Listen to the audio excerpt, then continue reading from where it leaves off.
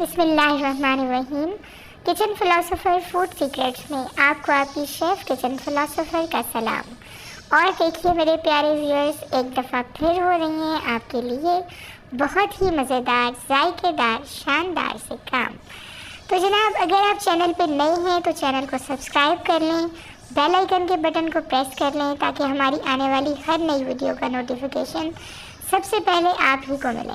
और एक प्यारा सा कमेंट करके ज़रूर बताएं कि आपको मेरी मेहनत कैसी लगी। और आप सबके बहुत प्यारे प्यारे कमेंट्स का बहुत शुक्रिया। अच्छा जनाब, आज क्या बन रहा है? आज बन रहा है कुछ एक लंच बॉक्स के लिए, जो बच्चों के लंच बॉक्स के लिए बड़ा ज़बरदस्त स्नैक, या फिर चाय के साथ एक स्नैक जो बड़ा जल्दी से तैयार हो जाता है, झटपट तैयार हो जाता है और ये समझ लें कि विद इन नो टाइम तैयार हो जाता है और बहुत ही इकनॉमिकल है। बिल्कुल ज़बरदस्त था। ये हम बना रहे हैं रोल पराठा, जिसमें इंतहाई कम इंग्रेडिएंट्स हैं लेकिन टेस्ट इसका आपको बहुत ही मज़े का आने वाला है। ठीक है, तो इसके लिए हमें चाहिए फ्रोज़न पराठा। अगर आप फ्रोज़न पराठा यूज़ करना चाहें, जैसे सुबह मॉर्निंग में आपको लंच बॉक्स प्रिपेयर करना है, तो उसके लिए तो फ्रोज़न पराठे को प्रेफर करें। अगर आप बच्चों के लिए फ़्रेश पराठा उस वक्त बनाती हैं तो फिर तो जनाब थम्स अप आपके लिए भी। तो उससे अच्छी बात ही कोई नहीं है। फ्रेश पराठे का एक अपना मज़ा होता है। और हमें चाहिए इसमें कुछ वेजिटेबल्स। मैंने सलाद पत्ता लिया है और मैंने शिमला मिर्च एक रखी हुई थी, उसको काट लिया जल्दी से। और मैंने टमाटर ले लिए और थोड़े से आलू मैंने काट लिए। इसके मैं फ्राइज़ बना के इसमें ऐड कर लूँगी। ठीक है, और मैंने लिए एक अदद हरी प्याज। इसमें आप दूसरी प्याज मत डालें क्योंकि दूसरी प्याज ज़रा तेज़ होती है, तो बच्चे कभी कभी उसका टेस्ट जो है उसको लाइक नहीं करते। और मैंने इस वक्त लिए हैं जो मेरे पास फ्रोज़न ये रखे हुए थे सीख कबाब। ठीक है, आप इसमें चिकन बाइट्स डाल लें, फ्रोज़न जो इस्तेमाल होती हैं ख़ुद से बना के डाल लें। अभी जो टिक्का रेसिपी मैंने शेयर की है, मलाई बोटी रेसिपी शेयर की है, उनमें से कुछ बना के इसमें डाल लें।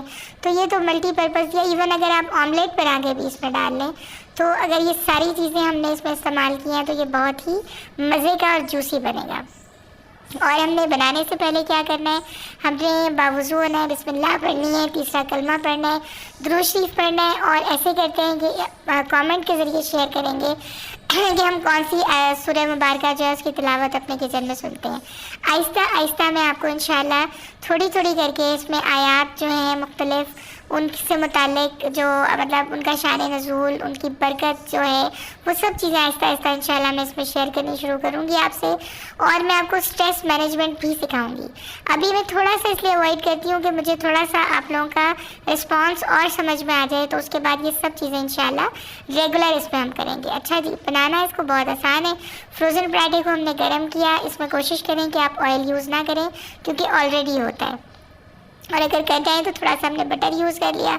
ठीक है, उसके बाद हमने इस पर सलाद का पत्ता रखा, इसमें हमने एक अदद सीख कबाब रखा, थोड़े से हमने टमाटर रखे जनाब, थोड़ी सी प्याज रखी। और ये बेफिक्र हो गए रखे हैं हरी प्याज, जो है इसका फ्लेवर बहुत अच्छा आएगा। लेकिन ये बिल्कुल लाइट सी होती है ना, तो बच्चे इसको लाइक करेंगे, उनको बुरा नहीं लगेगा। बड़ों के लिए भी अगर बन रहा है तो वो भी इसको लाइक करेंगे, क्योंकि बड़े अमूमन ज़रा प्याज को अवॉइड करते हैं, जो बहुत ज़्यादा दुरूद शरीफ पढ़ते हैं वो लोग भी अवॉइड करते हैं। ठीक है, तो उसके लिए ये ज़्यादा बेहतर रहती है। उसके बाद हमने रखे इस पर फ्राइज़, और फ्राइज़ के ऊपर हमने और मायोनीज़ और केचप लगा दी। और इसको दोनों तरफ से देखें, इस तरह से इसको आपने फोल्ड करना है, एक दूसरे के ऊपर आ जाए।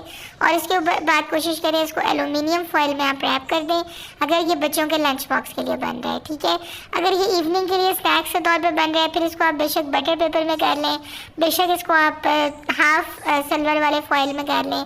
ठीक है, ये छोटा सा उसको इस्तेमाल कर लें। लेकिन अगर लंच के लिए जा रहा है तो फिर पूरा रैप करें ताकि वो खुश्क ना हो।